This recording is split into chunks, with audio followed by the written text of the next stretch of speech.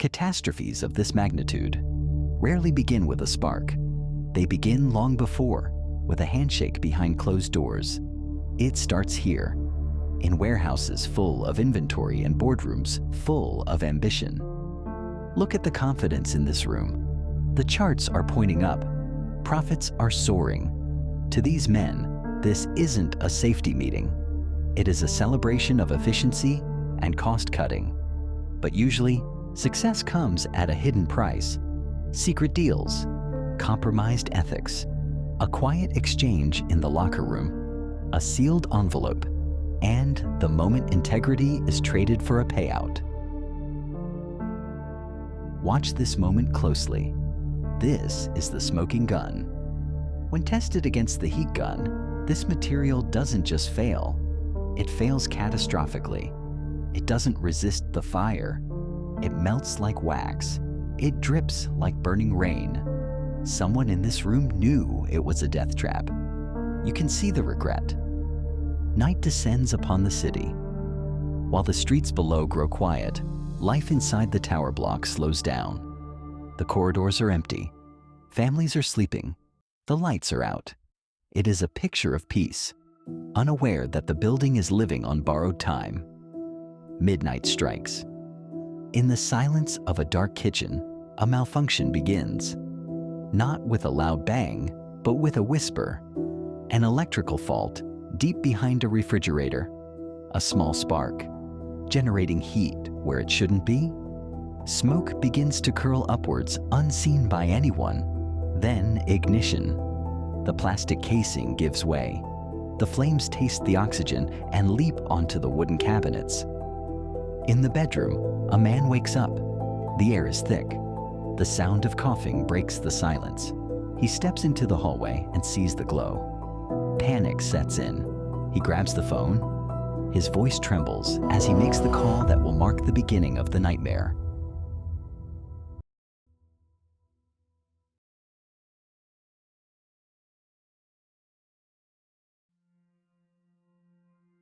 But this fire is different.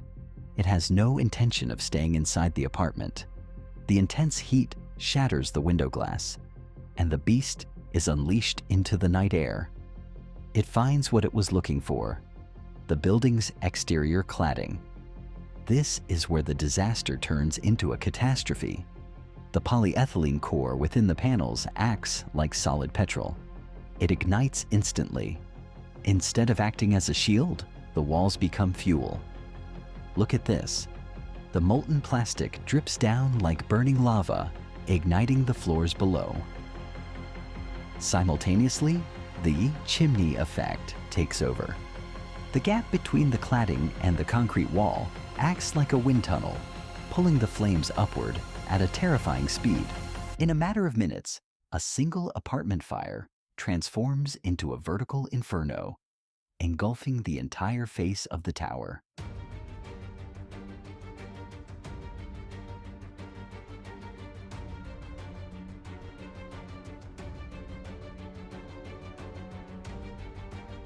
At the emergency control center, the situation escalates instantly.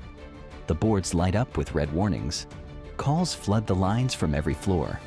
The operators realize this is a mass casualty event. All units respond. Repeat, all units respond. The station doors fly open. Adrenaline spikes. Fire engines scream through the city streets, battling the rain and the traffic to get there. But as they arrive on the scene, the firefighters stop in their tracks.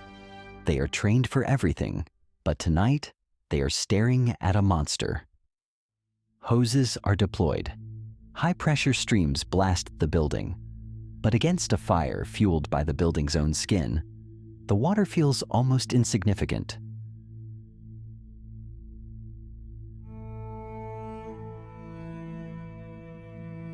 Inside the tower, the corridors have turned into death traps. Thick, toxic black smoke fills every inch of space, reducing visibility to zero. Panic takes hold of the residents. They use wet towels, crawling on the floor, trying to find a way out, but the stairwells are choking them. Behind closed doors, the most heartbreaking scenes unfold. mothers holding their children tight, waiting for help that might never come. Trapped by the heat, some have no choice but to retreat to the windows. They wave their hands, they signal with phone lights, hanging precariously between the burning heat inside and the deadly drop outside. Some run to the roof, only to find the fire has beaten them there. The firefighters refuse to give up. Donning their breathing apparatus, they charge into the belly of the beast. Axes smash through doors. They carry the injured on their backs, fighting for every single breath in the darkness. But the building is fighting back. The heat is rising to critical levels. The structural integrity begins to groan under the stress. The stairwells, the only way up, are becoming chimneys of fire. They want to save everyone, but they can't. The order comes through the radio. A devastating command. Pull back. All units, pull back. It is the hardest decision a commander can make. They retreat to the street, looking up at the towering inferno with eyes full of frustration and tears. They have done all they can.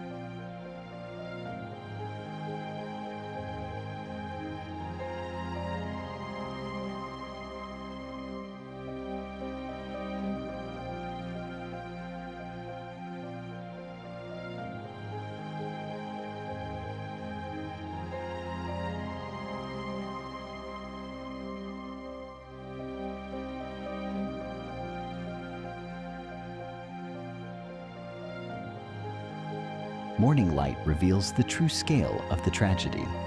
The building stands like a charred skeleton against the gray sky, a black monument to negligence. Inside, the homes are gone. A child's teddy bear lies amongst the rubble, a silent witness to the lives interrupted. On the streets below, the survivors gather, wrapped in foil blankets, shivering. We cannot undo the past, but we must change the future. This disaster forces the industry to wake up. Engineers and architects go back to the drawing board with a heavy responsibility. No more cutting corners. No more hiding the truth. We return to the testing facility, but this time we do it right. Watch closely. The heat gun fires at the new material, a mineral wool core. It does not burn. It does not melt. It holds the line. This is the new standard. New walls are built. Safe, non-combustible cladding is installed. We rebuild not just structures, but trust. So that tonight, in a bedroom just like this one, a person can close their eyes and sleep soundly, knowing that they are truly safe. Because safety is not a luxury. It is a promise we must keep.